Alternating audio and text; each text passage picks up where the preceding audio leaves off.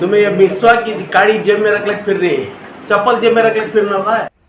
अऊज़ु बिल्लाहि मिनश शैतानिर रजीम, बिस्मिल्लाहिर रहमानिर रहीम। कुल इन कुंतुम तुहिब्बूनल्लाह फत्तबिऊनी युहब्बुकुमुल्लाह। सदक़ल्लाहुल अज़ीम। मेरा एक पैगाम के आर नगर के जनाब डॉक्टर महबूब खान के नाम। जनाब डॉक्टर साहब, अभी एक न्यूज़ के ज़रिए से मैंने आपका एक वीडियो देखा जिसमें आप लोगों से माफ़ी मांग रहे हैं। आपके वो नाशाइस्ता अल्फाज और बेहुदा अल्फाज जिसकी वजह से आप लोगों से माफ़ी मांग रहे हैं, आपको मालूम होना चाहिए कि माफ़ी उससे मांगी जाती है जिसकी शान में गुस्ताखी की है। लिहाजा आपने अपनी बेहुदा ज़बान से नाशाइस्ता अल्फाज जिसके लिए निकाले हैं, अल्लाह के लिए सबसे पहले उनसे माफ़ी मांगिए। अल्लाह के दरबार में रो रो करके माफ़ी मांगिए। फिर अल्लाह के रसूल हज़रत मोहम्मद मुस्तफ़ा सल्लल्लाहु अलैहि वसल्लम से भी माफ़ी मांगिए। बल्कि मैं यूँ कहता हूँ, सिर्फ हज़रत मोहम्मद मुस्तफ़ा सल्लल्लाहु अलैहि वसल्लम से नहीं, बल्कि आपको हज़रत मूसा से भी माफ़ी मांगनी चाहिए, हज़रत सय्यदिना ईसा से भी माफ़ी मांगनी चाहिए, हज़रत इब्राहीम, हज़रत इसहाक़, हज़रत इस्माईल, हज़रत यूसुफ़, हज़रत ज़करिया, हज़रत यहया, हज़रत शुएब, हज़रत दानियाल, हज़रत यूनुस, हज़रत नूह, हज़रत आदम, तमाम पैगम्बरों से आपको माफ़ी मांगनी चाहिए।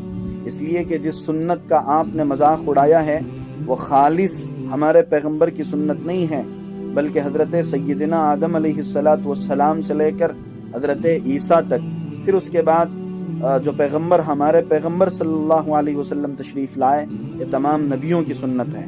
वाक़ियात में शायद आपके उलमा से आपने सुना होगा कि हज़रत मूसा अलैहिस्सलाम जब कोह तूर पर गए तो मिसवाक करके गए थे।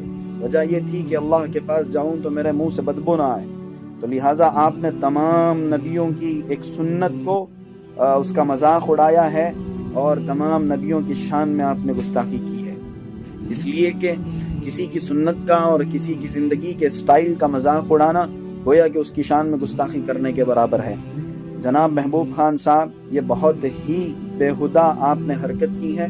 आपसे गुजारिश है कि आप तमाम नबियों की शान में जो है इस गुस्ताखी से माफ़ी मांगें, अल्लाह से भी माफ़ी मांगें। दूसरी बात आपने कही तबलीगी जमात को सुअरों की जमात, सुअर जमात, ये बिल्कुल बिल्कुल बिल्कुल ही घटिया आपकी ज़बान से निकला हुआ जुमला है। वो जमात जो पूरी दुनिया के अंदर गुनहगारों को, शराबी हो कि वो जुआड़ी हो या फिर वो मामलात में सही ना हो, ऐसे बहुत सारे गुनहगारों को इसी तबलीगी जमात में, जिसको आपने सुअर जमात कहा है, इसी तबलीगी जमात ने अल्हम्दुलिल्लाह राह एतदाल पर उन लोगों के आने का ज़रिया यही जमात बनी है। अल्लाह ने इसी जमात को ज़रिया बनाकर कई गुनहगारों को राह हक़ पर लाया है। तो लिहाजा इससे भी आपको तौबा करना चाहिए। एक बहुत अजीम जमात जो नबियों की मेहनत को लेकर चलती है और पूरे आलम में अल्लाह के बिछड़े हुए बंदों को अल्लाह से मिलाने का काम करती हैं, उस जमात को आपने बड़े ही गंदे अल्फाज में और घटिया गाली से आपने उस जमात को तशबीह दी है। ये इससे भी अल्लाह के सामने रो रो कर आपको माफ़ी मांगनी है और अल्लाह के सामने गिड़गिड़ा करके तौबा करना है। तीसरी बात जो आपने कही कि जमात में ले जाकर के बैल का गोश्त खला खला कर मार देते हैं, देखिए जनाब, आपके सेहत को अगर वो गोश्त सेट नहीं होता, आपको बिल्कुल पसंद नहीं है, वो नहीं खा सकते, आपका मिजाज उसे बर्दाश्त नहीं करता, तो आप मत खाइए। कौन आप पर जबरो दबाव कर रहा है कि आप उसे खाएं? लेकिन जो खा रहा है उसे खाने दीजिए, इसलिए कि अल्लाह ने उसे हलाल किया है। क्या आप इतने बड़े हैं? क्या आपके पास इतनी ताकत है कि अल्लाह ने जिन चीज़ों को हलाल किया है, अल्लाह की हलाल करदा चीज़ों को आप हराम कर दें? जबकि हज़रत मोहम्मद सल्लल्लाहु अलैहि वसल्लम ने अपनी ज़ात पर जब शहद को हराम करार दिया था कि आज के बाद मैं कसम खा के कहता हूँ कि शहद नहीं खाऊंगा, तो अल्लाह ने फौरन आयत नाजिल फरमा दी, या अय्युहन नबी लिमा तुहर्रिमु मा अहल्लल्लाहु लक। पैगंबर, उन चीज़ों को आप कैसे हराम कर सकते हैं जिसको आपके लिए अल्लाह ने हलाल किया है?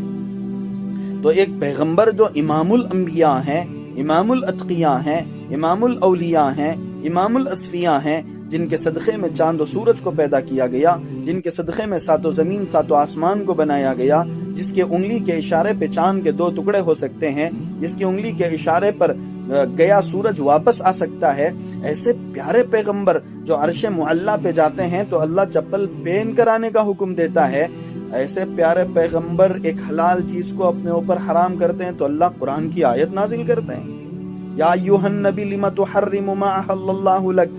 تو جناب ڈاکٹر صاحب آپ کی کیا حیثیت ہے؟ آپ کا کیا مقام ہے؟ آپ اللہ کی حلال کردہ چیزوں سے اتنی نفرت کرتے ہیں؟ نہیں معلوم آپ کے ایمان کا کیا درجہ ہے، لہٰذا میری ایک درخواست آپ سے ہے، اللہ کے لیے توبہ کریں، دل سے توبہ کریں اور اللہ کے رسول سے بھی معافی مانگیں، اور تمام پیغمبروں سے، تمام نبیوں سے آپ معافی مانگیں، اس کے بعد آپ کے ایمان کا اعتبار ہوگا، ورنہ میں اس بات کو علل اعلان کہتا ہوں، آپ کے ایمان کا اعتبار نہیں کیا جائے گا۔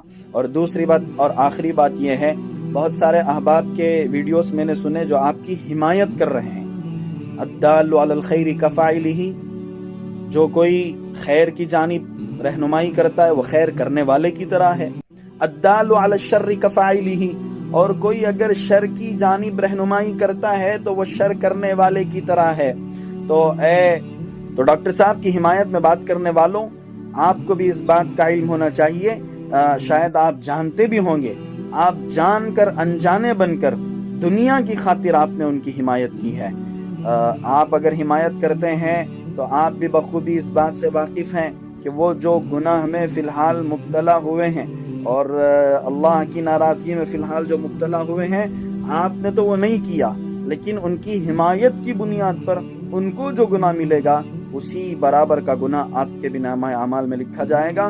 اس لیے جو حق ہے وہ کھل کر کہیں، کسی غیر اور کسی غلط آدمی